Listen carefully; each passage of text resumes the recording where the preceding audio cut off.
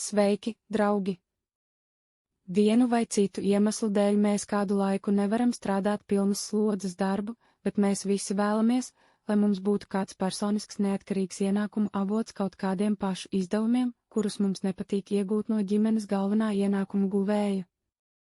Tāpēc es jums sniedzu informāciju par nepilnu laika darbu, kas norādīts apraksta lodziņā, caur kuru jūs varat iegūt nepilnu laika darbu vai darbu no mājām. Dažos gadījumos jūs varat saņemt papildu priekšrocības, izmantojot manu ieteikumu. Ja jums ir kādi jautājumi, lūdzu komentējiet, es sniegšu atbilstošu atbildi. Sīkāka informācija par šiem darbiem, ko es sniedzu šeit.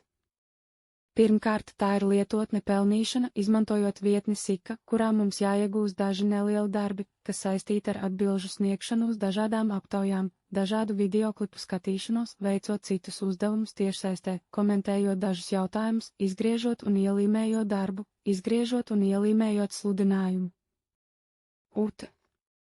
Citas līdzīgas lietotnes ir mobilā lietotne Toloka, vietne Quora vai lietotne Prizerabeli Sense vai vietne un Toluna.com un Tepanastation.com.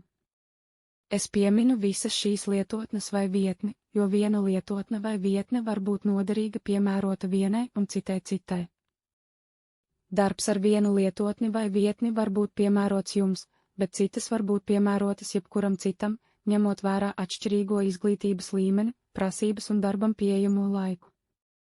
Nākamā līdzīga lietotne vai vietne ir Seotsler.com, kas sniedz darbu, kas saistīts ar tīmekļa izstrādi un tiešsaistes mārketingu.